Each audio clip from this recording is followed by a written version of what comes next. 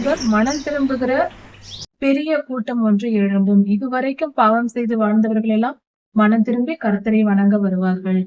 ஒரு சந்ததி கர்த்தரை சேவிக்கும். அது தலைமுறை தலைமுறையாக கர்த்தருடைய சந்ததி என்று சொல்லப்படும். அவர்கள் அந்த சந்ததி வந்து சொல்லும், இவரே கர்த்தர். இனி பிறக்க போகிற ஜனங்களுக்கு அந்த சந்ததி வந்து சொல்லும், இவரே கர்த்தர். இப்படியாக நமக்காக அவர் மரித்தார், ஜீவனை கொடுத்தார். அவர் நமக்காக அவர் இவ்வளவு பாடுகளை பட்டு நம்மை மீட்டு கொண்டார் என்று நித்திய ஜீவனில் நாம் எல்லாம் பேசிக் கொள்வோம். நம்முடைய பிதாவாகிய தேவனுடைய அன்பும் ஆண்டவராகிய இயேசு கிறிஸ்துவின் கிருபையும் சமாதானமும் உங்கள் அனைவரோடும் கூட என்றென்றைக்கும் இருப்பதாகும். தலைப்பு, நான் உன்னை விட்டு விலகுவதும் இல்லை, உன்னை கைவிடுவதும் இல்லை. சங்கீதம் 22ஆம் அதிகாரம் 12ஆம் வசனம் முதல். இந்த உலகத்தில் ஆண்டவராகிய இயேசு கிறிஸ்து அருமையாய் நேசித்தது நம்மை தவிர இந்த உலகத்தில் வேறு எதையும் இல்லை. அவர் எந்த பொருளையோ எந்த விஷயத்தையோ அவர் அதிகமாய் நேசிக்கவில்லை. தன் குடும்பத்தாரை நேசிக்கவில்லை. தன் தாயை கூட விட்டு விலகிதான் வந்தார். அப்படி இருக்க நம்மை குறித்து அவர் எனக்கு அருமையானது என்று சொல்லியிருக்கிறார். அவருக்கு இந்த உலகத்தில் வேறு அருமையானது காரியம் ஒன்றும் இல்லை, நம்முடைய ஆத்துமாக்களே. ஆனாலும் கர்த்தாவே, எனக்கு தூரமாகாதேயும். என்னுடைய ஆத்துமாவை துஷ்டர்களுக்கு, தீமையான மனிதர்களிடத்தில் ஒப்பு கொடாதேயும், என்னை காப்பாற்றும் என்று சொல்லுகிறார். என் ஆத்துமா என்று சொல்லும் பொழுது என் உயிரை அவர்களிடத்தில் ஒப்பு கொடாதேயும் என்று சொல்கிறார். அவருடைய சரீரம் இந்த மனுபுத்திரரின் மேல் அவர்கள் கையில் ஒப்பு கொடுக்கப்பட்டாயிற்று. அவர்கள் தான் கொடுமைப்படுத்தி கொண்டிருக்கிறார்கள் சிலுவை மரணத்தில். அப்படி இருக்க அவர் என் சரீரத்தை அவர்களிடத்தில் ஒப்பு கொடாதேயும் என்று சொல்லவில்லை. அது ஒப்பு கொடுக்கப்பட்டாயிற்று, என்னை காப்பாற்றும் என்றும் கேட்கவில்லை. ஆண்டவராகிய இயேசு கிறிஸ்து தம்முடைய ஆத்துமாவை குறித்து இந்த இடத்தில் சொல்லுகிறார். என் ஆத்துமாவை அவர்களிடத்தில் ஒப்பு கொடுத்து விடாதேயும் என்று சொல்லுகிறார்.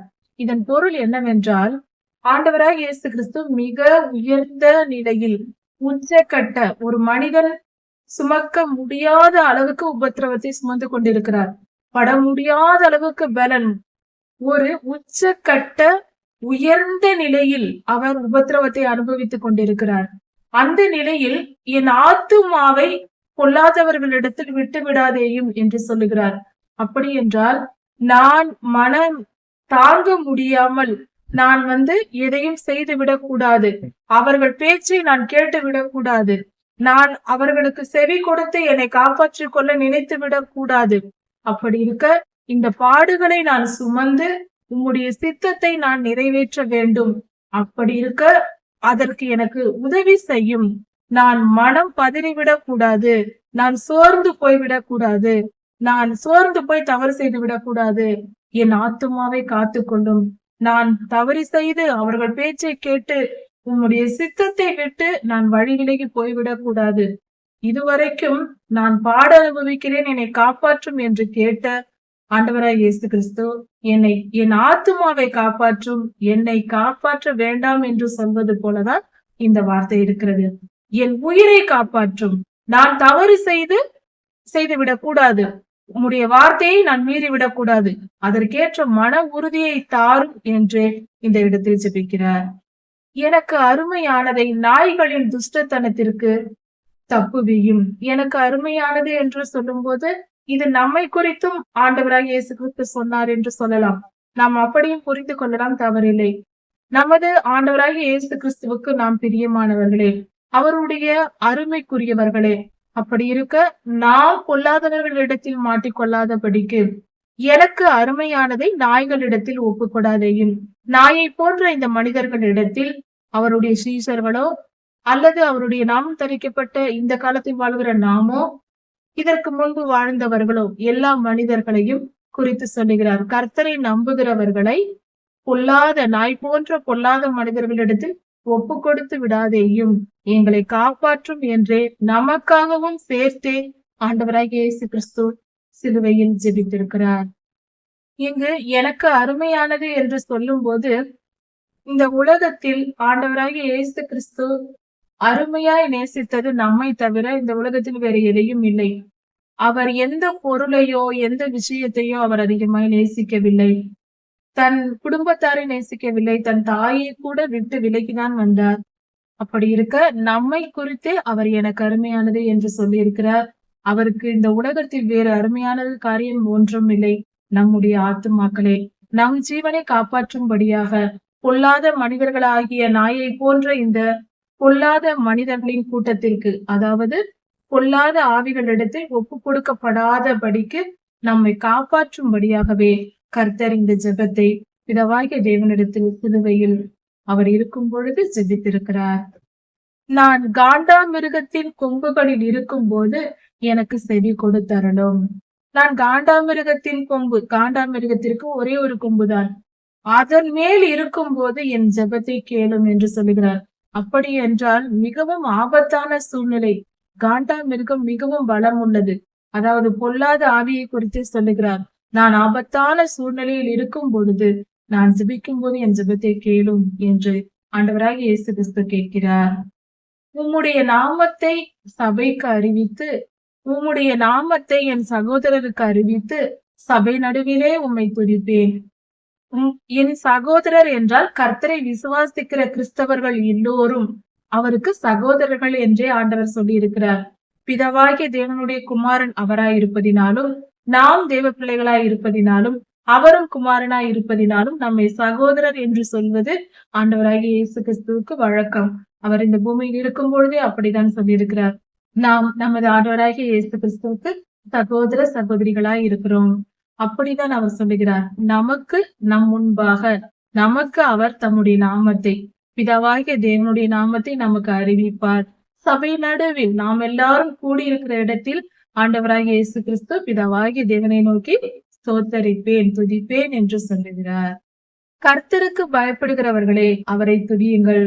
உண்மையாய் கர்த்தருக்கு பயந்து வாழ்கிற ஜனங்களே, கர்த்தருடைய பிள்ளைகளே, அவரை துதியுங்கள், அவரை துதித்து பாடுங்கள் என்று சொல்லுகிறார்.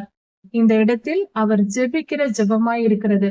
இந்த நேரத்தில் ஆண்டவராகிய இயேசு கிறிஸ்து சிலுவையில் தான் இருக்கிறார். அவர் பாடுகளை எல்லாம் பட்டு முடிந்தாயிற்று.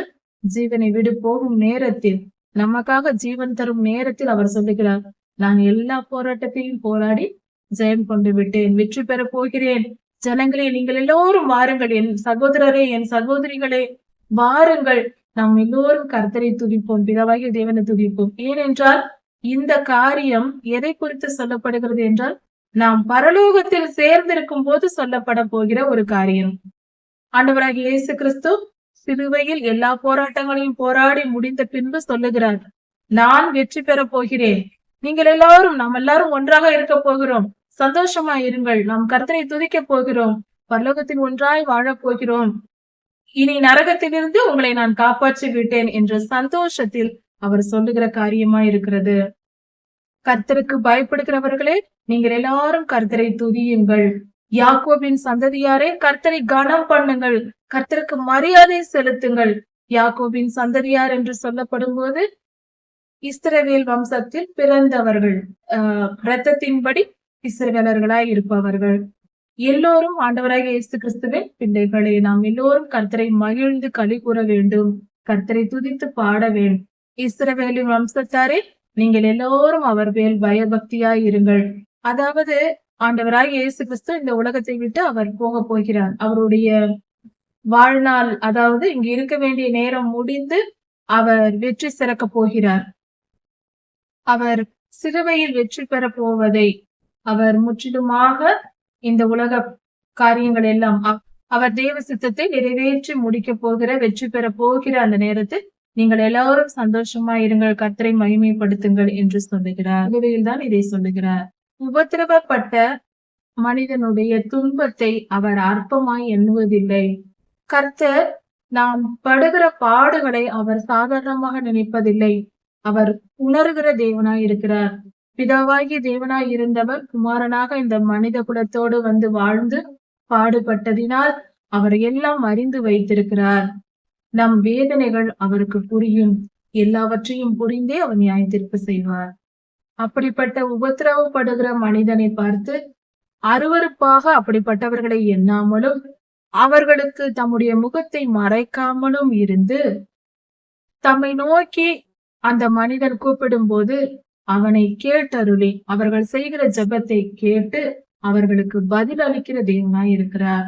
ஆண்டவராகிய இயேசு கிறிஸ்து இந்த பாடுகளை எல்லாம் அனுபவித்ததினால், ஆண்டவராகிய இயேசு கிறிஸ்து இந்த பாடுகளை எல்லாம் அவர் அனுபவித்து பார்த்திருப்பதினால் நம்முடைய வேதனைகள் பாடுகள் எல்லாவற்றையும் அவர் புரிந்து வைத்திருக்கிறார். மகா சபையிலே கர்த்தரை துதிப்பேன். பரலோகத்தில் நாம் எல்லோரும் ஒன்று கூடி துதித்து பாடுகிற ஒரு காலம் வரும். இந்த உலக வாழ்க்கையெல்லாம் முடிந்த பின்பு எல்லோரும் சேர்ந்து எல்லா பரிசுத்தவான்களும் பூமியின் வாழ்க்கை முடிந்த பின்பு கர்த்தருடைய ராஜ்யத்தில் சேரும் நாள் வரும். அப்பொழுது நான் உம்முடைய எல்லோர் மத்தியிலும் உம்மை துதிப்பேன், சபை நடுவிலே உம்மை துதிப்பேன், உமக்கு பொருத்தனைகளை செலுத்துவேன் என்று கர்த்தர் சொல்லுகிறார். இது ஆண்டவராகிய இயேசு கிறிஸ்து சொல்லுகிற காரியமா இருக்கிறது. சாந்த குணம் உள்ளவர்கள் புசித்து திருப்தி அடைவார்கள். சாந்தமாய் எல்லாவற்றையும் சகித்து கொண்டு தாங்கிக் கொண்டு இருந்தவர்கள் புசித்து திருப்தி அடைவார்கள். அவர்கள் கஷ்டங்கள் எல்லாம் நீங்கி போய் அவர்கள் பரிசுத்தமாக்கப்பட்டு அவர்கள் வெற்றி பெற்று சமாதானமாய் நித்திய ஜீவனை சுதந்திரித்துக் கொள்வார்கள்.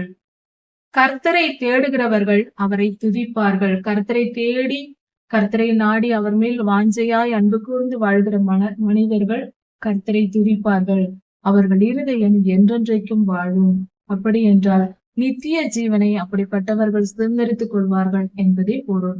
பரலோகத்தில் நாம் ஆண்டவராகிய இயேசு கிறிஸ்துவோடு கூட பிதாவாகிய தேவனோடு கூட நாம் ஒன்றாக வாழும் காலம் வரும். பூமியின் எல்லைகள் எல்லாம் கர்த்தரை நினைவு கூர்ந்து அவரிடத்தில் சேரும். கர்த்தரிடத்தில் வந்து சேரும். அப்படி என்றால் உலகமெங்கும் கர்த்தரை அறியாமல் இருக்கிற ஜனங்கள், உலகெங்கும் இருக்கிற எல்லோரும் எழுப்பதலினால் பலர், எல்லா ஜனங்களும் கர்த்தரை அறிந்து கொள்வார்கள். அநேகம் பேர், எல்லோரும் அல்ல, அநேகம் பேர் கர்த்தரை அறிந்து கொண்டு கர்த்தரிடத்தில் திரும்புவார்கள். மனம் திரும்பி ரட்சிக்கப்படுவார்கள். ஜாதிகளுடைய சந்ததிகள் எல்லாம் உம்மை தொழுது கொள்ளும். பல ஜாதியான ஜனங்கள், பல தேசத்து மக்கள் உம்மை தொழுது கொள்வார்கள். கர்த்தரை தேடி மிகப்பெரிய ஒரு சந்ததி, மிகப்பெரிய கூட்டம் ரட்சிக்கப்பட்டு மனம் திரும்பும் என்று சொல்லப்படுது. ராஜ்யம் கர்த்தருடையது, அவரே ஆளுகை செய்கிறார். அவருடைய ராஜ்யம் இது. பூமியில் செல்வவான்கள் எல்லாரும், பூமியில் இருக்கிற செல்வவான்கள் என்று சொல்லும் போது கர்த்தரால் ஆசீர்வதிக்கப்பட்டவர்களையே இது குறிக்கும். பணக்காரர்கள் அல்ல, கர்த்தரால் ஆசீர்வதிக்கப்பட்டவர்கள் புசித்து சந்தோஷமாய் இருப்பார்கள் என்று சொல்லப்படுகிறது. இது பண ஆசீர்வாதம் அல்ல, கர்த்தருடைய ஆசீர்வாதத்தை பெற்றவர்கள் சந்தோஷமாய் இருப்பார்கள். பொழுதியில் இறங்குகிறவர்கள், அப்படி என்றால் பொல்லாத ஆவிகளுக்கு இடம் கொடுத்து கர்த்தருக்கு விரோதமாய் செயல்பட்டவர்கள் எல்லோரும் அவர்களும் மனம் திரும்பி கர்த்தரை ஏற்றுக்கொள்வார்கள். கர்த்தரை, அவர்கள் ஆத்துமாவை காப்பாற்றிக் கொள்ள முயற்சி அவர்களும் கர்த்தரை வணங்குவார்களாம். அப்படி என்றால் மனம் திரும்புகிற பெரிய கூட்டம் ஒன்று எழும்பும். இதுவரைக்கும் பாவம் செய்து வாழ்ந்தவர்கள் எல்லாம் மனம் திரும்பி கர்த்தரை வணங்க வருவார்கள். ஒரு சந்ததி கர்த்தரை சேவிக்கும். அது தலைமுறை தலைமுறையாக கர்த்தருடைய சந்ததி என்று சொல்லப்படும். அவர்கள், அந்த சந்ததி வந்து சொல்லும், இவரே கர்த்தர். இனி பிறக்க போகிற ஜனங்களுக்கு அந்த சந்ததி வந்து சொல்லும், இவரே கர்த்தர். இப்படியாக நமக்காக அவர் மரித்தார், ஜீவனை கொடுத்தார். அவர் நமக்காக, அவர் இவ்வளவு பாடுகளை பட்டு நம்மை மீட்டு கொண்டார் என்று நித்திய ஜீவனில் நாம் எல்லாம் பேசிக்கொள்வோம். அடுத்த சந்ததியாருக்கு உலகத்தில் வாழும் போதே நம் அடுத்த சந்ததியாருக்கு, பூமியில் உள்ளோருக்கு நாம் சொல்லுவோம் என்று சொல்லப்பட்டிருக்கிறது. இப்படியாக ஆண்டவராகிய இயேசு கிறிஸ்து சிலுவையில்பட்ட பாடுகளை தாவீது ராஜா பாடலாக எழுதி கொடுத்திருக்கிறார். தீர்க்க தரிசனமாக பார்த்து அதை அவர் பாடலாக எழுதியிருக்கிறார். கர்த்தருடைய சிலுவை மரணத்தை விசுவாசிப்போம், தீர்க்க தரிசனங்களை விசுவாசிப்போம். சங்கீத புஸ்தகம் இந்த வேத பகுதிகளை நன்கு தியானிப்போம். சங்கீதம் 23ஆம் அதிகாரம். கர்த்தர் என் மேய்ப்பராய் இருக்கிறார், நான் தாழ்ச்சி அடையேன்.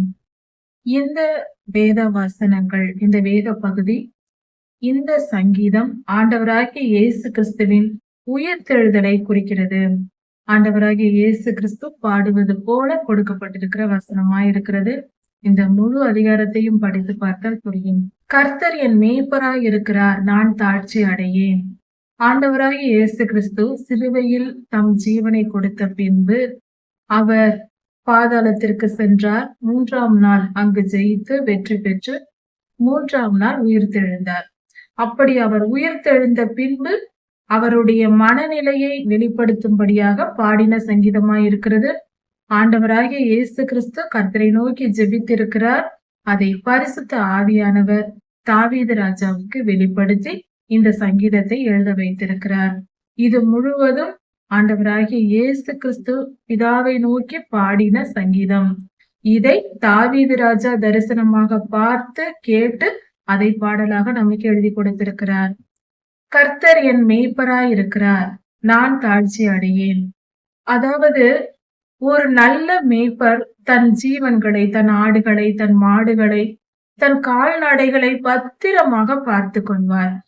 அவைகள் பசியோடோ தாகத்தோடோ இல்லாதபடிக்கு நல்ல புல்லுள்ள இடங்களில் மேய்த்து அவர் நல்ல ஆகாரத்தை அதற்கு தண்ணீர் கொடுக்கும்படி செய்து நிழலில் இருக்க வைத்து அதிகமாய் அது கஷ்டப்படாதபடிக்கு அந்த மிருக ஜீவன்களை காப்பார்கள் நல்ல மேய்ப்பர்கள்.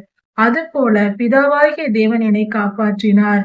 என் துன்ப நேரத்திலிருந்து என்னை விடுதலையாக்கி எனக்கு வெற்றி கொடுத்து என்னை மீட்டு கொண்டார் என்ற பொருளில் சொல்லப்பட்டிருக்கிறது. கர்த்தர் என் மேய்ப்பராய் இருக்கிறார், நான் தாழ்ச்சி அடையேன். கர்த்தரை நாம் அண்டிக் கொள்ளும் போது நமக்கு தாழ்ச்சி என்பது கிடையாது. நாம் விட்டு விடப்படுவது, ஆபத்தை அனுபவிப்பது கிடையாது. துன்பம் துயரம் வரலாம், ஆனால் கைவிடப்பட்ட நிலை வராது.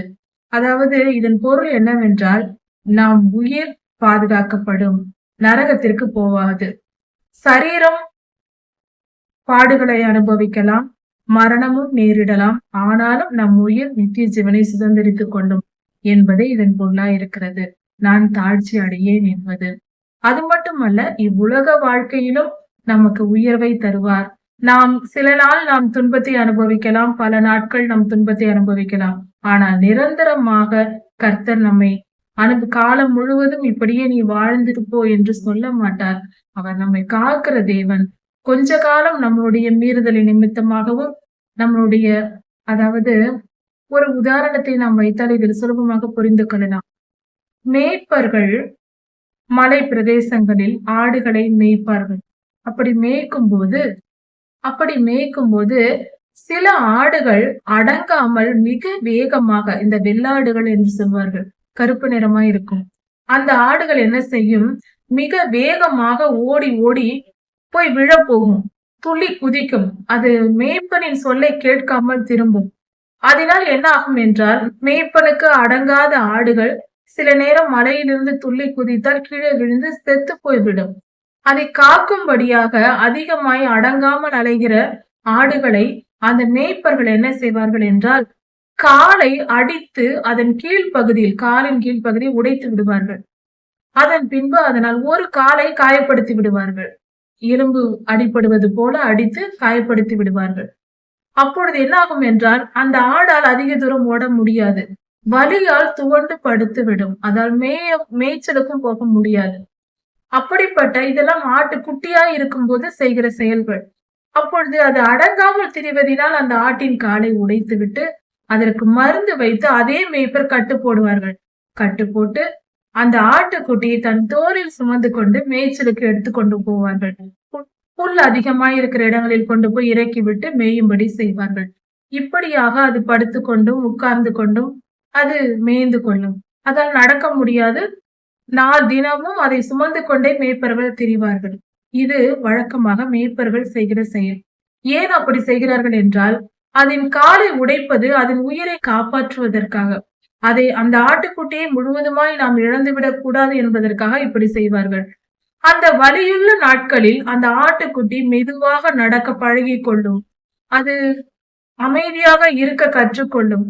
அந்த காயம் ஆற ஆற ஒரு சில மாதங்கள் ஆகும் போது அது முழுவதும் அந்த புண் ஆறி அது நன்றாக நடக்க தொடங்கும் போது அது அடங்கி இருக்கும். இப்படியாக மேய்ப்பர்கள் செய்வது வழக்கம்.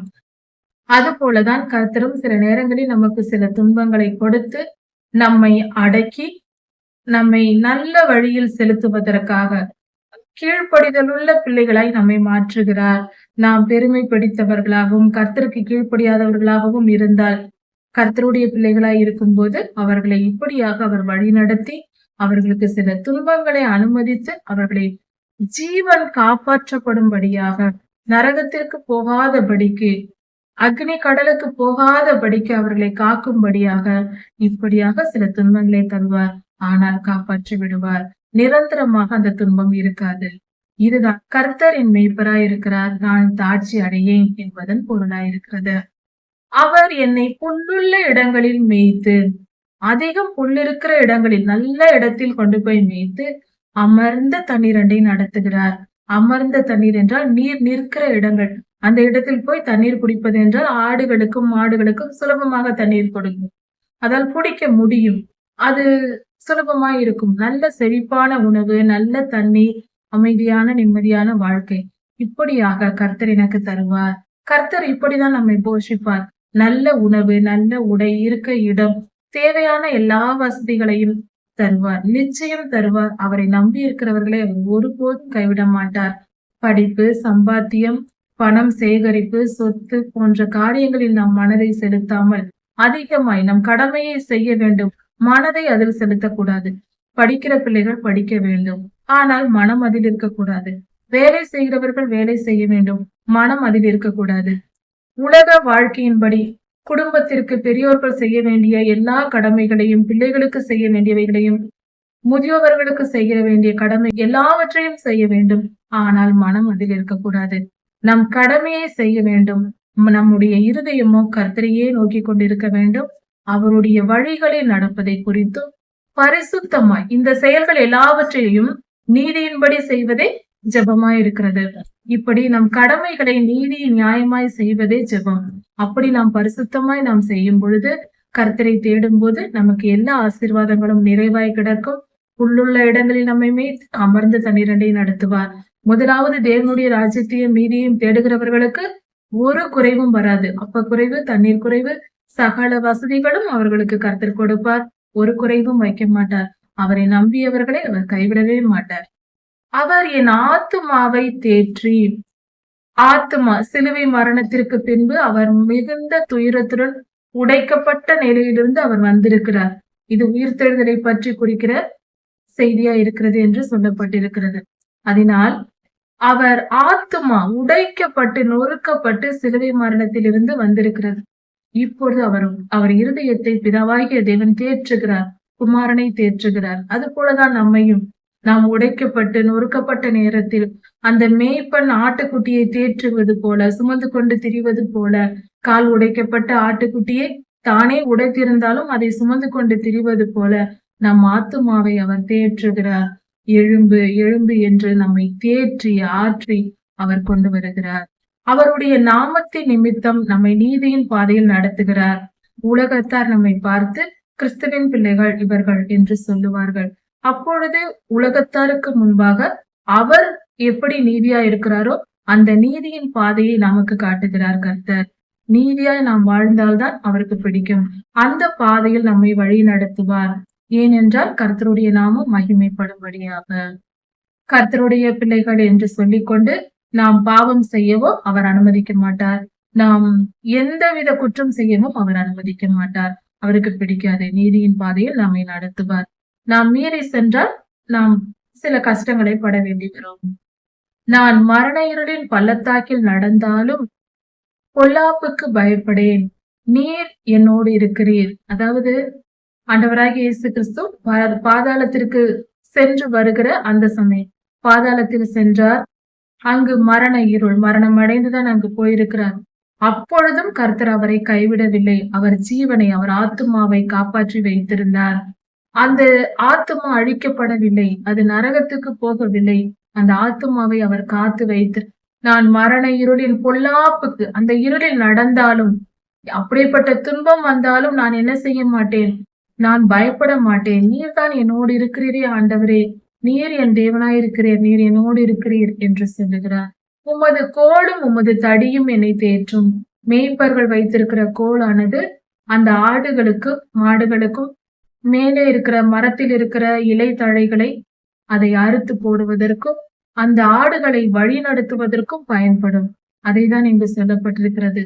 அந்த மேய்ப்பனின் கோலை போல உம்முடைய கோலும் உம்முடைய தடியும் என்னை தேற்றும், என்னை பாதுகாக்கும் என்னை உயிர்ப்பிக்கும், என் மனதை தைரியப்படுத்தும் என்ற பொருளில் சொல்லப்பட்டிருக்கு. என் சத்துருக்களுக்கு முன்பாக என்னை நீர் பலப்படுத்தி, என் சத்துருக்களுக்கு முன்பாக எனக்கு பந்தியை ஆயத்தப்படுத்துகிறீர். என் எதிரிகள் வெட்கப்படும்படியாக எனக்கு ஒரு பந்தியை ஆயத்தப்படுத்துகிறீர் என்றால் மிகப்பெரிய ஆசீர்வாதத்தை கர்த்தர் கொடுக்கிறார். நம்முடைய சத்துருக்கள் அவர்கள் வெட்கப்பட வேண்டும், அவர்கள் வேதனைப்பட வேண்டும். இப்படிப்பட்ட ஒரு நிலை இவர்களுக்கு வந்துவிட்டது என்று பொறாமைப்படும்படியாக தான் கர்த்தர் நம்மை வைப்பார். கர்த்தரை நம்பி இருக்கிறவர்கள் எப்பொழுதும் செழித்திருப்பார்கள். அவர்களுக்கு எந்த தீங்கும் வராது. எவ்வளவு பாடுகள் பட்டாலும் கர்த்தர் மீட்டுக் கொள்வார். அதை நாம் புரிந்து கொண்டு நாம் கர்த்தரை அண்டிக் கொள்வோம். நாம் நல்லபடியாக வாழ வேண்டும் என்றால் ஒரே வழி கர்த்தரே வழி. என் தலையை எண்ணெயால் அபிஷேகம் பண்ணுகிறீர். என் பாத்திரம் நிரம்பி வழிகிறது. என் இருதயம் நிரம்பி வழியும்படியாக அபிஷேகம் பண்ணுகிறீர் என்று சொல்லப்பட்டிருக்கிறது. இதுதான் ஆண்டவராகிய இயேசு கிறிஸ்து சிலுவை மரணத்தின் பின்பு உயிர்த்தெழுந்து நித்திய ஜீவனுக்குள் பிதாவாகிய தேவனுடைய சிங்காசனத்தில் உட்காருகிறார். அந்த ஸ்தானத்தை தான் இது என்றும் நாம் பொருள் கொள்ளலாம். இந்த வார்த்தைகள் எல்லாமே சங்கீதம் 22, 23, 24 ஆண்டவராகிய இயேசு கிறிஸ்துவினுடைய வாழ்க்கையை சொல்லுகிறது. அதாவது சிலுவை மரணம், உயிர்த்தெழுதல், 2ஆம் வருகை. இது எல்லா மனிதர்களுக்கும் பொருந்தும். ஏனென்றால் சிலுவை மரணம் இயேசு கிறிஸ்துவுக்கு வந்தது போல தேவ பிள்ளைகளுக்கும் உபத்திரவ காலம் உண்டு. இந்த பூமிக்கும் ஒட்டுமொத்த பூமிக்கும் உண்டு. அதே போல உயிர்த்தெழுதல் ஆண்டவராகிய இயேசு கிறிஸ்துவுக்கு வந்தது போல மீட்கப்படுதலும், அதாவது எடுத்துக்கொள்ளப்படுதல் அல்லது தனி மனித வாழ்க்கையிலும் அவர்கள் எடுத்துக்கொள்ளப்படுவது போன்ற காரியங்கள், மீட்கப்படுதல், அந்த பொல்லாத காலம், அந்த சைலண்ட் இயர் முடிந்து மீண்டுமாக அவர்கள் உயிர்த்தெழும்பி வந்து கர்த்தருக்கு ஊழியம் செய்கிற காலம் வரும். அதுவும் உயிர்த்தெழுதலை குறிக்கிறது. இது தனி மனித ஒவ்வொரு மனிதருக்கும், நமக்கும் இது உண்டு. அதே போல 2ஆம் வருகை ஆண்டவராகிய இயேசு கிறிஸ்து வரும்போது நன்றாக கவனிக்கவும், அவர் மட்டும் தனியே போவதில்லை. அவரோடு கூட பரிசுத்தவான்களும் வருவார்கள். கர்த்தரால் எடுத்துக்கொள்ளப்பட்ட ஜனமும் இதுவரைக்கும் மரித்த பரிசுத்தவான்கள் பரலோகத்தில் இருப்பவர்களும் கூடவே வருவார்கள். அப்படி என்றால் அதில் நாமும் கூட இருக்கலாம். நம் காலம் முடிந்து நாமும் கூட ஆண்டவராகிய இயேசு கிறிஸ்துவோடு கூட வரலாம் திரும்பி இந்த பூமிக்கு. அது அப்படியும் இருக்கலாம் அல்லவா? எடுத்துக்கொள்ளப்படுபவர்கள் திரும்பி வருவார்கள் அல்லவா? நாமும் எடுத்துக்கொள்ளப்பட்டு திரும்பி வரலாம். இது ஆண்டவராகிய இயேசு கிறிஸ்துவுக்கும் இந்த 3 அதிகாரங்கள் பொருந்தும். இந்த 3 அதிகாரங்களும் நம் வாழ்க்கையிலும் நடக்கும். அதையும் புரிந்து கொள்ள வேண்டும். இது கேட்டு தெரிவதற்காக மட்டும் அல்ல, இது அனுபவித்தும் நாம் புரிந்து கொள்ள போகிறோம். என் ஜீவனுள்ள நாளெல்லாம் நன்மையும் கிருபையும் என்னை தொடரும். இனி நமக்கு நல்ல காலம்தான். கர்த்தர் நன்மையை நமக்கு தொடர்ந்து கொடுத்து கொண்டே இருப்பார். அவருடைய கிருபையினால் நம்மை ஆசீர்வதிப்பார். அதாவது நாம் சுமக்க வேண்டிய சிலுவை என்று ஒன்று உண்டு. அந்த பாடுகள், வலிகள், வேதனைகள், உபத்திரவங்கள் எல்லா மனிதருக்கும் உண்டு. ஆண்டவராகிய இயேசு கிறிஸ்துவுக்கு மட்டுமல்ல, அவருடைய பிள்ளைகள் எல்லோருக்கும் இது வர வேண்டும். இது வர வேண்டும். இந்த உபத்திரவத்தை சுமந்தால்தான் உயிர்த்தெழுதல். அதாவது மரணம் அடைந்தவர்கள் தான் உயிரோடு எழும்ப முடியும். பாடு அனுபவித்தவர்களால் தான் பரிசுத்தமாக முடியும். பரிசுத்தமாக வேண்டும் என்றால் பாடு அனுபவிக்க வேண்டும். ஒரு அழுக்கான துணி அப்படியே மடித்து வைக்கப்பட்டால் துர்நாற்றம் வீசி அழுக்காக தான் இருக்கும். அதை அடித்து துவைத்து தண்ணீரில் போட்டு வெயிலில் போட்டு அதை சுத்தப்படுத்தினால்தான் சுத்தமாகும். மனிதர்கள் பிறக்கும் போதே பாவியாக பிறக்கிறோம். நம் ஆத்மாவில் பாவம் இருக்கிறது. நாம் அழுக்கான துணி போலதான் இருக்கிறோம். நாம் சுத்திகரிக்கப்பட்டால்தான் ஆண்டவராகிய இயேசு கிறிஸ்து பிதாவாகிய தேவன் உடுத்திக் கொள்கிற வஸ்திரத்தை போல நாம் பரிசுத்தமாக முடியும். அதற்கு ஆண்டவராகிய இயேசு கிறிஸ்துவின் ரத்தம் தெளிக்கப்பட வேண்டும். அவருடைய வசனம் நம்மை சுத்திகரிக்க வேண்டும். அவருடைய வார்த்தை நம்மை காக்க வேண்டும். இப்படியாக அவர் நமக்கோடு, அவருடைய நாமம் நமக்கு வேண்டும். இப்படியாக நாம் சுத்திகரிக்கப்பட்டால் மட்டுமே நாம் கர்த்தருடைய ராஜ்யத்தை சுதந்திரித்துக் கொள்ள முடியும். இந்த சம்பவங்கள் நம்முடைய ஒவ்வொரு தனிப்பட்ட வாழ்க்கையில் ஒவ்வொரு மனிதர்களோடும் கூட இருக்கக்கூடிய ஒரு காரியமே. இதை நாமும் ஏற்றுக்கொள்ள வேண்டும். பாடுகளையும் ஏற்றுக்கொள்ள வேண்டும், உயிர்த்தெழுதலையும் ஏற்றுக்கொள்ள வேண்டும், 2ஆம் வருகையும் ஏற்றுக்கொள்ள வேண்டும். என் ஜீவனுள்ள நாளெல்லாம் நன்மையும் கிருபையும் என்னை தொடரும். கர்த்தருடைய கிருபை என்றென்றும் நம்மோடு இருக்கும். நான் கர்த்தருடைய வீட்டிலே நீடித்த நாட்களாய் நிலைத்திருப்பேன். கர்த்தருடைய வீடாகிய பரலோக ராஜ்யத்தில் நீடித்த நாட்களாய் முடிவே இல்லை. மரணமும் கிடையாது, முடிவும் கிடையாது. நீடித்த நாட்களாய் நிலைத்து இருப்பேன். நிலைத்து விட்டோம், அவ்வளவுதான். ஒரு வீட்டில் தூண் நடப்படுவது போல நாம் கர்த்தருடைய ராஜ்யத்தில் நிலைத்திருக்க போகிறோம். மரணம் இல்லாத நித்திய ஜீவனை சுதந்திரித்துக் கொள்ள போகிறோம். யாருக்குதான் கசக்கும்? மரணத்தை ஜெயித்து உயிரோடு மீண்டும் வாழ்வது என்பது எல்லோருக்கும் பிடிக்கும் அல்லவா? எல்லோருக்கும் பிடித்த காரியம் அல்லவா? அது போல நம்முடைய வாழ்க்கையில் அப்படி அந்த பெரும் பாக்கியத்தை பெற வேண்டும் என்றால் நாம் மனம் திரும்ப வேண்டியதும் அவசியம். மனம் திரும்பி ஆண்டவராகிய இயேசு கிறிஸ்துவை நாம் ஏற்றுக்கொள்வோம். நம் பாவங்களை எல்லாம் விட்டு ஒழித்து பரிசுத்தமாகவும் கர்த்தருடைய ராஜ்யத்தை சென்றடைவோம். சங்கீதம் 24.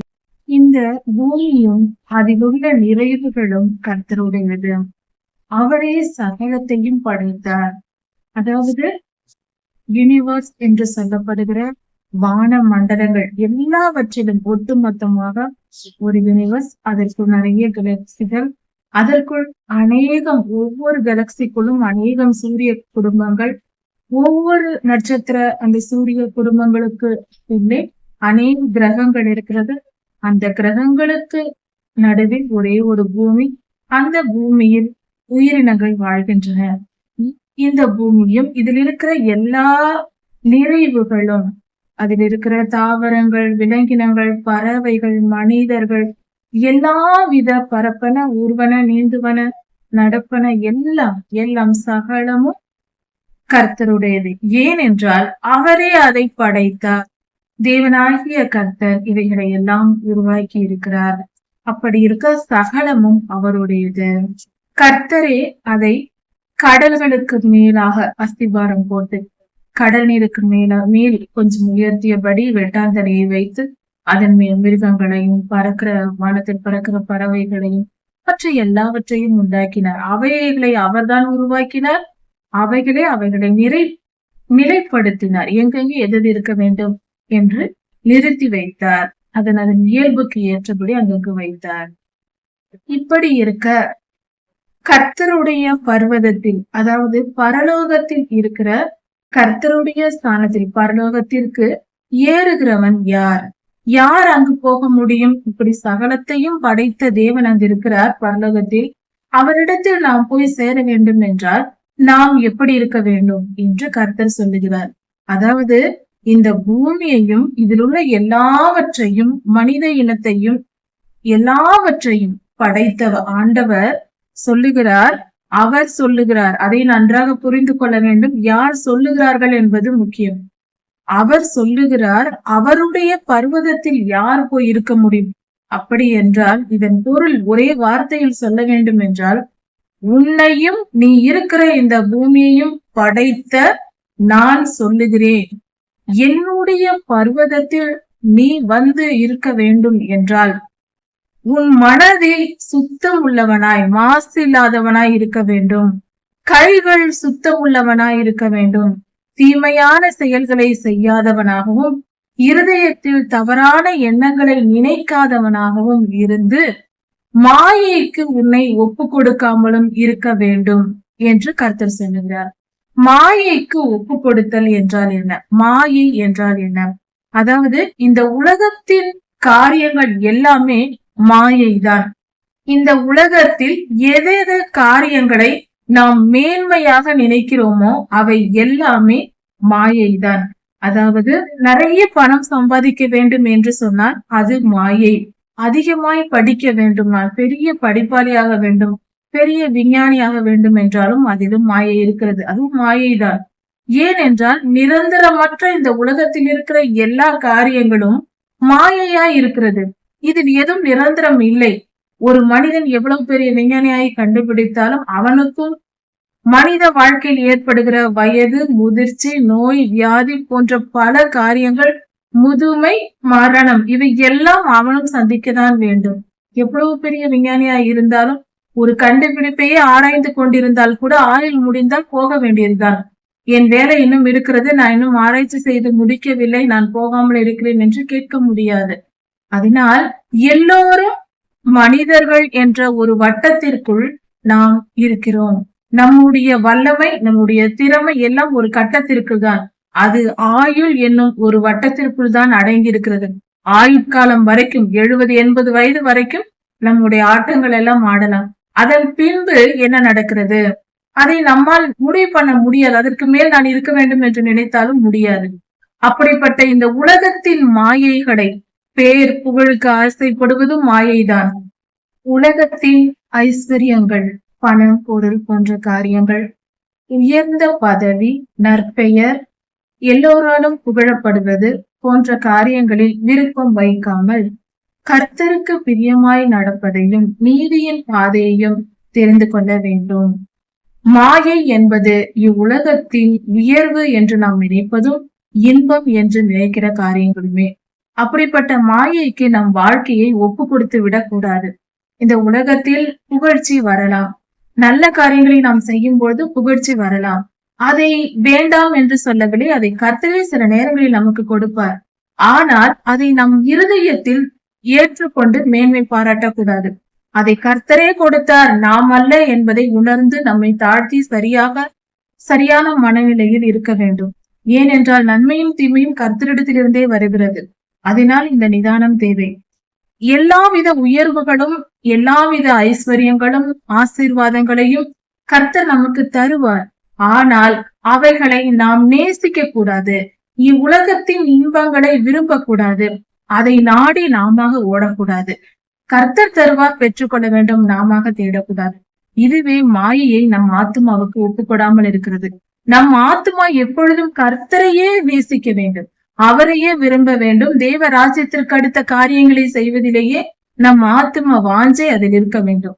அதாவது நம்முடைய சோல்மேட் என்று சொல்வார். அந்த சோல்மேட் என்பவர் நம்முடைய ஆண்டவராக இருக்க வேண்டுமே தவிர உலக காரியங்களையோ, உலக மனிதர்களையோ, மற்றவர்களையோ, நம் எந்தவித ஒரு காரியத்தையோ, எந்தவித மனிதர்களையோ நாம் அந்த இடத்தில் வைக்கக்கூடாது. அந்த சோல்மேட் என்று சொல்லப்படுகிற ஆத்தும நேசர் என்பவர் நமது ஆண்டவராகி இயேசு கிறிஸ்து ஒருவரே இருக்க வேண்டும். அவரை தவிர நாம் வேறு யாரையும் நேசிக்க கூடாது. அந்த அளவுக்கு முதல் இடத்தில், நம் வாழ்க்கையின் முதல் இடத்தில் அவரை தான் வைக்க வேண்டும். இதுதான் உண்மையாயிருக்கிறது, சத்தியமாயிருக்கிறது. நாம் பரலோகம் சென்று சேர்வதற்கான தகுதி நிலையாய் இருக்கிறது. இதை நாம் கவனித்துக் கொள்ள வேண்டும். நாம் என்ன செய்கிறோம், நாம் எதை விரும்புகிறோம் என்பதை நாம் கவனித்துக் கொண்டு நம்மை நாம் நிலைப்படுத்தி சரிப்படுத்திக் கொள்ள வேண்டும். இப்படி மாயைக்கு ஒப்பு கொடுக்க கூடாது. கபடாய் ஆணையிடக்கூடாது. கபடாய் ஆணையிடுவது என்றால் கள்ளம் கபடமற்ற புறாவை போல நாம் இருக்க வேண்டும். கபடாய் ஆணையிடுவது என்றால் பொய்யான வார்த்தைகளை பேசுவது, சந்தர்ப்ப சூழ்நிலைக்கு ஏற்றபடி பேசுவது, யாரையாவது நாம் அவர்களிடத்தில் எதையாவது எதிர்பார்த்து அவர்கள் நமக்கு உதவி செய்ய வேண்டும் என்பதற்காக அதற்கு ஏற்றபடி நடந்து கொள்வது, அதாவது சந்தர்ப்ப சூழ்நிலைகளுக்கு ஏற்றபடி நம் மனதிற்கு விரோதமாக செயல்படுவது, மனசாட்சிக்கு விரோதமாக. இப்படிப்பட்ட காரியங்களை செய்யக்கூடாது. பொய்யாய் ஆணையிடக்கூடாது, சத்தியம் செய்யக்கூடாது, பொய்யான வார்த்தைகளை பேசவும் கூடாது. இவைகளை எல்லாம் செய்யாமல் பரிசுத்தமாய் தன் இருதயத்தையும் தன் கைகளையும், நம்முடைய செயல்களும் நம்மளுடைய நினைவுகளும் பரிசுத்தமாய் இருக்க வேண்டும். உள்ளதை உள்ளதென்றும் இல்லதை இல்லதென்றும் சொல்லி கபடற்றவர்களாய் சிறு குழந்தையை போன்ற மனதுடையவர்களாய் நாம் இருந்தால் கர்த்தருடைய ராஜ்யத்தில் நாம் பிரவேசிப்போம் என்று இந்த வேத பகுதி நமக்கு சொல்கிறது. நம்முடைய செயல்கள் பரிசுத்தமானதாக, பாவம் இல்லாததாக இருக்க வேண்டும். நம் இருதயம் பரிசுத்த நினைவுகளோடு இருக்க வேண்டும். பாவமுள்ள நினைவுகள் நம் இடத்தில் இருக்கக்கூடாது. நினைவினாலும் பாவம் செய்யாமல் இருக்க வேண்டும். கபடாய் ஆணையிடாமல், பொய்யாய் கபடமாய் சத்தியம் செய்யக்கூடாது. மாயைக்கு, உலக காரியங்களுக்கு நம் வாழ்க்கையை ஒப்பு கொடுக்க கூடாது. இப்படி நாம் பரிசுத்தமாய் வாழ்ந்தால் கர்த்தர் நம்மை ஆசீர்வதிப்பார். கர்த்தருடைய ஆசீர்வாதத்தையும் நாம் செய்த செயல்களுக்கு ஏற்ற நீதிக்குரிய நற்பலன்களையும் நாம் பெற்றுக்கொள்வோம். நீதியையும் கர்த்தர் நமக்கு தருவார். நம்முடைய செயல்களுக்கு ஏற்ற நீதியையும் நமக்கு நிறைவேற்றி கொடுப்பார். இப்படி ஆசீர்வதிக்கப்பட நாம் இப்படியெல்லாம் நடந்து கொள்ள வேண்டும். நம்மை நாம் சரிப்படுத்தி கொள்ள வேண்டும். இதில் இப்படிப்பட்டவர்கள் யாக்கோபின் சந்ததி என்று சொல்லப்படுகிறது. இப்படிப்பட்டவர்களே கர்த்தருடைய பர்வதத்தில் ஏறுவார்கள், பரலோக ராஜ்யத்தில் சேருவார்கள். இவர்களை யாக்கோபின் சந்ததி என்று சொல்லப்படுகிறது. வாசல்களை உங்கள் தலைகளை உயர்த்துங்கள், அனாதி கதவுகளை உயருங்கள், மகிமையின் ராஜா பிரவேசிப்பார் என்று சொல்லப்பட்டிருக்கிறது. இது கர்த்தருடைய இரண்டாம் வருகையின் சங்கீதமாய் இருக்கிறது. கர்த்தருடைய 22ஆம் அதிகாரம் கர்த்தருடைய முதல் வருகையையும், அதாவது சிலுவை மரணத்தையும், 23ஆம் அதிகாரம் உயிர்த்தெழுதலையும், 24ஆம் அதிகாரமாகிய இந்த அதிகாரம் கர்த்தருடைய இரண்டாம் வருகையையும் குறிக்கிறது. கர்த்தர் இரண்டாம் வருகையில் வரும்போது கர்த்தர் உள்ளே பிரவேசிக்க வேண்டிய அந்த வாசல் கதவுகள் இன்றும் அடைக்கப்பட்டிருக்கிறது எருசலேமில். அந்த கோல்டன் கேட் என்று சொல்லப்படுகிறது. இப்பொழுது அந்த இடத்தில் கதவுகள் அடைக்கப்பட்டிருக்கிறது. அந்த பாதை வழியாக தான் கர்த்தர் தேவாலயத்திற்கு பிரவேசிக்க வேண்டும், எருசலேமுக்குள் நுழைய வேண்டும். இப்படிப்பட்ட ஒரு நிலை இருக்கும் பொழுது அவைகள் அடைக்கப்பட்டதா இருக்கிறது. கர்த்தர் வரும்போது அந்த வாசல்கள் உயர்த்தப்படும். கர்த்தருடைய அந்த தேவாலயத்திற்கு செல்லும் அந்த வாசல்கள், அதற்கு முன்பாகவே 3ஆம் தேவாலயம் கட்டப்பட்டு விடும். அந்த கட்டப்பட்ட அந்த தேவாலயத்திற்குள் தான் ஆண்டவராக இயேசு கிறிஸ்து வரப்போகிறார். அந்த வாசல் வழியாக வரப்போகிறார். அனாதி கதவுகளை உயருங்கள், கதவுகள் உயர்த்தப்பட்டு திறக்கப்பட போகிறது, வாசல்கள் உயர்த்தப்பட போகிறது. இவையெல்லாம் இயற்கையாக நடக்கும். அது அப்படியே விரிவாக திறந்து இப்படியாக நடக்கும். கர்த்தருக்கு வழி உண்டாகும். தேவதூதர்கள் திறந்து விடுவார்கள், உயர்த்தி விடுவார்கள். அவர்களுடைய ஒரு விரல் கூட போதும். மிகப்பெரிய தூதர்கள் எத்தனையோ பேர்கள் இருக்கிறார்கள். அவர்கள் ஒரு விரல் நுனியால் அந்த கதவுகளை அசைத்து போட்டு விடுவார்கள். ஆனால் மனிதர்கள் இப்பொழுது என்ன நினைத்துக் கொண்டிருக்கிறார்கள் என்றால், அந்த கதவை பூட்டி போட்டு அதன் முன்பாக அநேகம் கல்லறைகளை எல்லாம் வைத்து கர்த்தர் அந்த இடத்தில் வராதபடிக்கு செய்ய நினைக்கிறார்கள். ஆனால் கர்த்தர் இப்படிப்பட்ட காரியத்தை எல்லாம் தேவதூதர்கள் அதற்கு முன்பாக அந்த இடத்தை சுத்தம் செய்து விடுவார்கள். இப்படியாக அந்த இரண்டாம் வருகையில் கர்த்தர் நுழைய போகிற அந்த காரியத்தை குறிப்பிடுகிறது. கர்த்தர் சீக்கிரம் வரப்போகிறார். நம்முடைய பிதாவாகிய தேவன், நம் தேவனாகிய கர்த்தர், நம்முடைய நேசர், அவருடைய பிதாவாகிய தேவனுடைய நேச குமாரன், நமக்காக ஜீவனை தந்த நம்முடைய ஆண்டவராகிய இயேசு கிறிஸ்து இறங்கி வரப்போகிறார். நம்முடன் வாழ்வதற்கு, நம் கூட இருந்து, நம்மோடு பேசி, நம்மோடு பழகி, நம்முடன் நம் மத்தியிலேயே வாழ்வதற்கு வெளிப்படையாக இந்த இயற்கை மண்டலத்தில் நேச்சுரல் இருந்து நம்மோடு கூட இருந்து அவரை நாம் பார்க்கும்படியாகவும், பேசி பழகி அவரை தொழுது கொண்டு அவரை ஆராதித்து அவர் சந்நிதியிலேயே நாம் இருக்கும்படியாகவும் ஒரு பெரும்பாய்க்கு நமக்கு கிடைக்க போகிறது. இப்படிப்பட்ட நற்காரியங்கள் எல்லாம், நல்ல விஷயங்கள் எல்லாம் நடக்க போகிறது. அந்த அறிவிப்பு இந்த இடத்தில் கொடுக்கப்பட்டிருக்கிறது. இந்த காரியம் எழுதப்பட்டு 2600 வருடங்களுக்கு முன்பே, அப்பொழுதே அவர் தரிசனத்தில் பார்த்து இதை எழுதியிருக்கிறார். எவ்வளவு அருமையான காரியமா இருக்கிறது. அல்லேலூயா. கர்த்தருடைய நாமம் மகிமைப்படுவதாக. யார் இந்த மகிமையின் ராஜா? அவர் சேனைகளின் கர்த்தரானவர். அவரே மகிமையின் ராஜா, அவரே கர்த்தர், சேனைகளின் கர்த்தர். சேனை நாம் தான். சேனை என்றாலே யுத்த வீரர்கள் என்று பொருள். யுத்த வீரர்கள் என்றால் பொல்லாத சாத்தானை எதிர்க்கும் யுத்த களத்தில் நின்று, பொல்லாதவனுக்கு எதிராக நின்று அவனை அழித்து போட்டு, கர்த்தருடைய சேனையாக பாவத்தையும் அக்கிரமத்தையும் பிசாசுகளையும் அதன் செயல்களையும் எதிர்த்து நின்று பரிசுத்தமாய் வாழ்ந்து பரிசுத்த பாதையில் மற்றவர்களை வழிநடத்தி வாழ்கிற ஜனங்களுக்கு பேர் சேனை. அந்த சேனை கர்த்தருடைய சேனையா இருக்கிறது. கர்த்தருடைய நாமத்தையும் அவருடைய வேத வசனத்தையும் அவருடைய திரு ரத்தத்தையும் பயன்படுத்துகிறவர்களே இந்த சேனையானவர்கள். இப்படி நாம் ஆவிக்குரிய யுத்தம் செய்யும் பொழுது நாம் கர்த்தருடைய சேனையாகிறோம். அந்த கர்த்தருடைய சேனையின் அதிபதி நம் ஆண்டவர், அவர் வரப்போகிறார். அவர் யுத்தத்தில் வல்லமை உள்ளவர், பராக்கிரமம் உள்ள, பராக்கிரமத்தோடு வல்லமையோடு யுத்தம் செய்கிற பராக்கிரமசாலியா இருக்கிறார். யுத்தத்தில் வல்லவர் நம் தேவன். கர்த்தரிடத்தில் வேண்டிக் கொள்வோம். நம்முடைய துன்பங்களும் நம்முடைய பாடுகளும் நம்மை விட்டு நீங்கி போகும். கர்த்தருடைய வார்த்தை, இந்த வசனத்தின்படி நம் சத்துருக்கள் அழிக்கப்பட்டு போவார்கள். நமக்கு துன்பம் செய்ய நினைக்கிற எல்லாவித தீமையான பொல்லாத ஆவிகளின் கிரியைகளும் ஒழிந்து போகும். கர்த்தர் நம்மை பாதுகாத்து மீட்டு கொண்டு நம்மை உயர்த்துவார். சங்கீதம் 25ஆம் அதிகாரம். இந்த வேத பகுதியானது தாவீது ராஜா கர்த்தரை நோக்கி செய்கிற ஜெபமாய் இருக்கிறது. கர்த்தாவே, என் ஆத்துமாவை உம்மிடத்தில் உயர்த்துகிறேன். உம்மையே நான் நினைத்திருக்கிறேன். என் மனதின் வாஞ்சை உம்மேல் இருக்கிறது. நான் வெட்கப்பட்டு போகாதபடிக்கு செய்யும். என் சத்துருக்கள் அவர்கள் முன்பாக நான் வெட்கப்பட்டு போகாதபடிக்கு என்னை காப்பாற்றி அருளும். நான் தாழ்த்தப்பட்டு அதை பார்த்தால் அவர்கள் மகிழ்ந்து கொண்டாடுவார்கள். அதனால் நான் தாழ்ந்து போகாதபடிக்கு என்னை காப்பாற்றும். உம்மை நோக்கி காத்திருந்து உமக்கு கீழ்ப்படுகிற பிள்ளைகள் ஒருவரும் வெட்கப்பட்டு போகாதபடிக்கு நீர் பார்த்து கொள்ளும். அவர்கள் வாழ்க்கையை உயர்த்தி அருளும். அவர்கள் எந்த காரியத்திலும் தோற்று போகாதபடிக்கு செய்யும். காரணம் இல்லாமல், முகாந்திரம் இல்லாமல் தீமை செய்கிறவர்கள், காரணமே இல்லாமல் துரோகம் பண்ணுகிறவர்களே வெட்கப்பட்டு போகட்டும். கர்த்தாவே, உம்மை நம்பி உம்மிடத்தில் காத்திருக்கிறவர்கள் வெட்கப்படக்கூடாது. நீர் பாதுகாத்து கொள்ளும். கர்த்தாவே, உம்முடைய வழிகளையும் உம்முடைய பாதைகளையும் எனக்கு வெளிப்படுத்தும். நான் எந்த காரியத்தை எப்படி செய்ய வேண்டும் என்பதை எனக்கு நீர் சொல்லிக் கொடும். நான் எதை செய்ய வேண்டும், எதை செய்யக்கூடாது என்று எனக்கு நீர் சொல்லிக் கொடுத்து என்னை உம்முடைய வழிகளில் உமக்கு பிரியமான வாழ்க்கை வாழ எனக்கு உதவி செய்யும். நீரே என் ரட்சிப்பின் தேவன். உம்முடைய சத்தியத்திலே, உம்முடைய வேத வசனத்தின்படி என்னை நடத்தி எனக்கு அவைகளை எல்லாம் சொல்லிக் கொடும், போதித்தருளும்.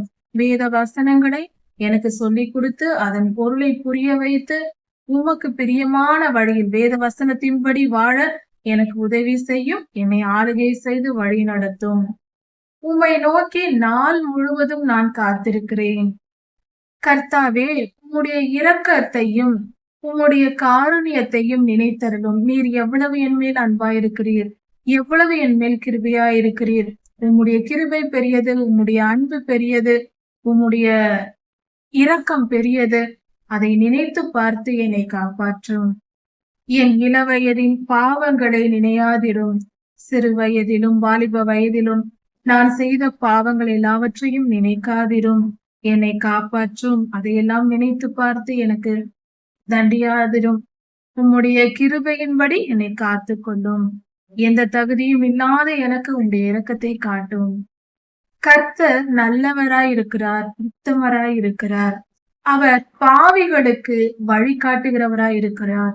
கர்த்தாவே, நீர் அப்படிப்பட்ட குணம் உடையவர். பாவிகளுக்கும் உம்முடைய நல் வழிகளை நீர் காட்டுகிறீர். அவர்கள் மனம் திரும்பும்படியாக அவர்களையும் நீர் வழி நடத்த விரும்புகிறீர். சாந்த குணம் உள்ளவர்களை உம்முடைய வழியில் நடத்துகிறீர். சாந்த குணத்தோடு நடந்து கொள்கிறவர்களை உம்முடைய வழியான சத்திய பாதையில் நீர் நடத்தி நீதியின் பாதையில் நேர்மையாய் வாழும்படி அவர்களுக்கு சொல்லிக் கொடுத்து அவர்களை நீர் பாதுகாத்து வழி நடத்துகிறீர். உம்முடைய உடன்படிக்கையான கட்டளைகளின்படி நடக்கிறவர்களும் உம்முடைய மலை பிரசங்கத்தை கேட்டு அதன்படி அந்த வசனங்களை படித்து அதன்படி நடக்கிறவர்களும் அப்படிப்பட்டவர்களுக்கு நீர் கிருபையையும் ஆசீர்வாதத்தையும் அதிகமாய் தருகிறீர். முழுமையாய் நீர் அவர்களுக்கு கொடுக்கிறீர். கர்த்தாவே, என்னுடைய அக்கிரமம் பெரியது. நாம் நம்மை தாழ்த்தி இப்படிதான் சொல்ல வேண்டும். நான் நீதிமான் என்று கர்த்தரிடத்தில் போய் சொல்ல போகக்கூடாது. நம்மிடத்தில் 1000 குறைகள் இருக்கும். கர்த்தரே அறிவார். நாம் தெரிந்தது கொஞ்சம், தெரியாது கொஞ்சம், நாம் மறந்தது எத்தனையோ யார் அறிவார். அதனால் நம்மை நாம் தாழ்த்தி, என் அக்கிரமம் பெரியது, ஆனாலும் கர்த்தாவே என் மேல் கிருபையாயிருந்து என்னை காத்து கொள்ளும். இப்படிதான் நாம் ஜெபிக்கிறேன். என் அக்கிரமத்தை உம்முடைய நாமத்தின் நிமித்தம் மன்னியும். நான் உம்முடைய பிள்ளை அல்லவா, உன் பெயரை சுமர்ந்து திரிகிறேன் அல்லவா, அதனால் என்னை மன்னித்தருளும். நம்முடைய நீதி நிமித்தம் அல்ல, கர்த்தருடைய பிள்ளைகள் என்ற பெயர் நமக்கு இருக்கிறது அல்லவா, அதனால் என்னை மன்னியும். நான் கஷ்டப்படக்கூடாது சாமி, அதனால நீங்கள் மன்னியும். உம்முடைய பிள்ளை அல்லவா, அதனால் மன்னியும். அந்த உறவை சொல்லி நாம் கேட்கிற ஒரு மன்னிப்பு கேட்கிற ஒரு காரியமா இருக்கிறது. கர்த்தருக்கு பயப்படுகிற மனுஷனுக்கு கர்த்தர் அவருடைய வழிகளை தெரிவிக்கிறார். இதுதான் என் வழி. எனக்கு பயந்து என் வார்த்தைகளை கேட்டு நடக்கிற ஒரு மனிதனை அவர் வழி நடத்த விரும்புகிறார். என் பேச்சை கேட்கிறான். என் பேச்சை கேட்கிற மகள் இவள். இவளுக்கு நான் என் வழியை சொல்லுவேன். கேட்காதவர்களுக்கு அவர் சொல்ல மாட்டார். அதை புரிந்து கொண்டு நாம் எப்பொழுதும் கர்த்தருக்கு பயந்து நடக்க வேண்டும். கர்த்தருக்கு அஞ்சுகிற மனுஷன் உயர்த்தப்படுவார். கர்த்தரால் ஆசீர்வாதத்தையும் பெற்றுக்கொள்ளும். கர்த்தருக்கு பயந்து நடக்கிறவர்களுடைய ஆத்துமா நன்மையில் பூரிக்கும், நன்மையை கண்டடையும், நன்மையை அனுபவிக்கும். அப்படிப்பட்டவர்கள் கர்த்தருடைய ராஜ்யத்தையும் சுதந்திரித்துக் கொள்வார்கள்.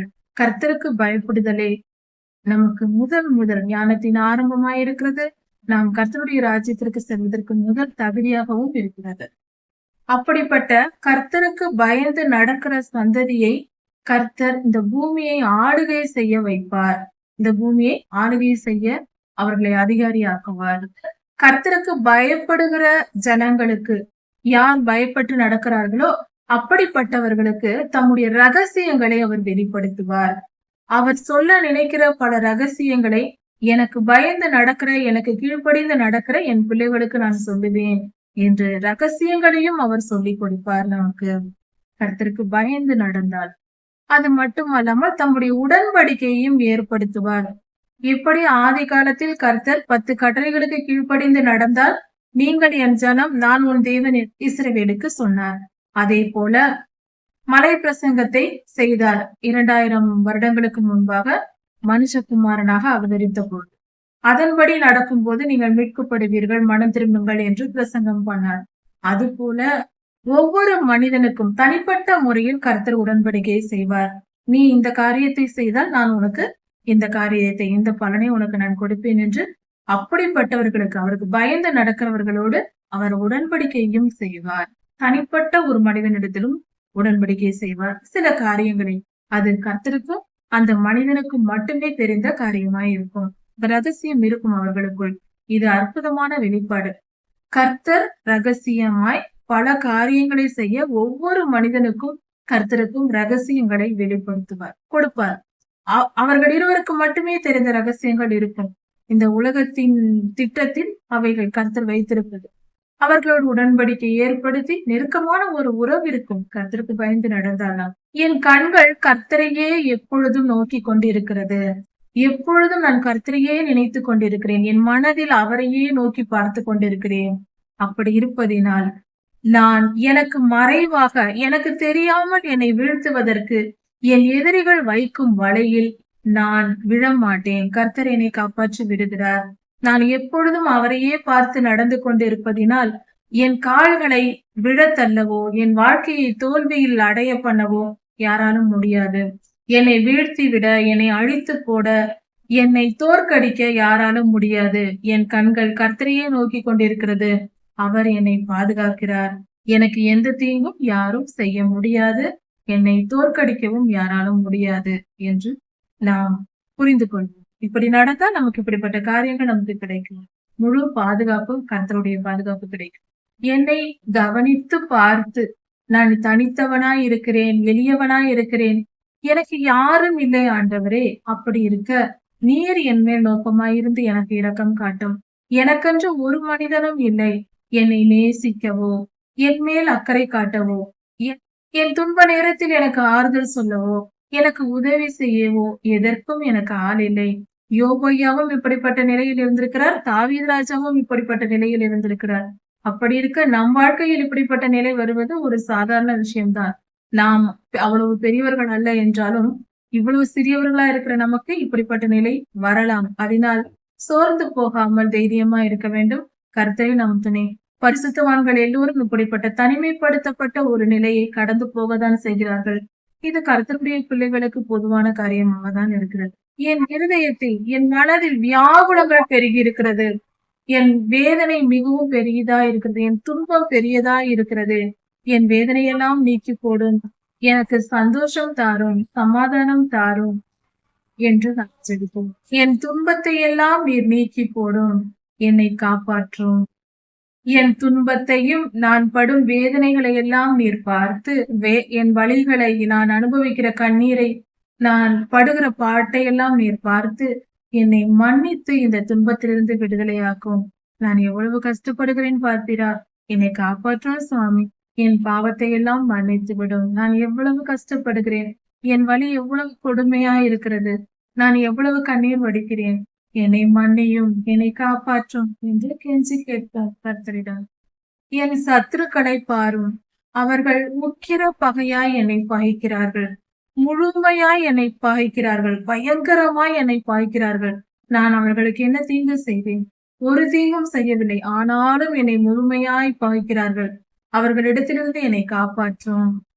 என் ஆத்துமாவை காப்பாற்றும். உயிரை காப்பாற்றும் என்று கேட்கவில்லை, ஆத்துமாவை காப்பாற்றும். என் ஆத்துமாவை காப்பாற்றும் என்றால் அவர்களால் நான் மனம் உடைந்து போகாதபடி, மனம் நொறுங்காதபடிக்கு என்னை காப்பாற்றும். என் வேதனைகளினால் நான் மனம் உடைந்து போகும் நிலை ஏற்படுகிறது. அப்படிப்பட்ட நிலை வராமல் என்னை பாதுகாத்துக் கொள்ளும், என்னை தைரியப்படுத்தும், என் வேதனைகளை நீக்கி போட்டு எனக்கு சந்தோஷம் தரும். முழுமையாய் உடைக்கப்பட்ட நிலைக்கு நான் போய்விடாதபடிக்கு என் ஆத்துமாவை காப்பாற்றும். அதாவது சிலர் கொடுக்கிற துன்பங்கள் நாம் மனம் உடைந்து கர்த்தரை அறியாத மக்கள் அவர்கள் தங்களுக்கு தவறான முடிவுகளை கூட எடுத்து விடுவார்கள். அப்படிப்பட்ட சூழ்நிலைகளுக்கு சத்துருக்கள் கொண்டு வந்து நம்மை நிறுத்துவார்கள். எந்த மன உடைதலுக்கும் நாம் இடம் கொடுத்து அழிந்து நம்மை நாமே தீங்கு செய்து போய்விடாதபடிக்கு, அழிந்து போய்விடாதபடிக்கு என் இருதயத்தை பலப்படுத்தி காத்து கொள்ளும். என் சத்துருக்களின் மேல் எனக்கு வெற்றியை நான் உண்மையே நம்பியிருக்கிறேன். நான் வெட்கப்பட்டு போகாதபடி செய்யும். என் எதிரிகளுக்கு சரியான தண்டனையை கொடும்.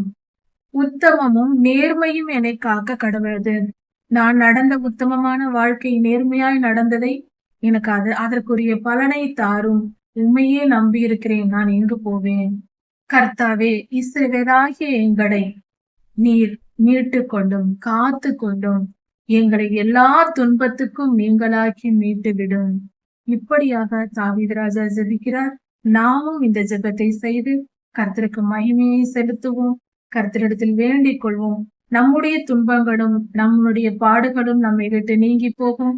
கர்த்தருடைய வார்த்தை இந்த வசனத்தின்படி நம் சத்துருக்கள் அழிக்கப்பட்டு போவார்கள். நமக்கு துன்பம் செய்ய நினைக்கிற எல்லாவித தீமையான பொல்லாத ஆவிகளின் கிரியைகளும் ஒழிந்து போகும். கர்த்தர் நம்மை பாதுகாத்து மீட்டு கொண்டு நம்மை உயர்த்துவார். கர்த்தர் உங்களை ஆசீர்வதிப்பாராக. இதன் தொடர்ச்சியை அடுத்த செய்தியில் பார்க்கலாம். மாரநாதா.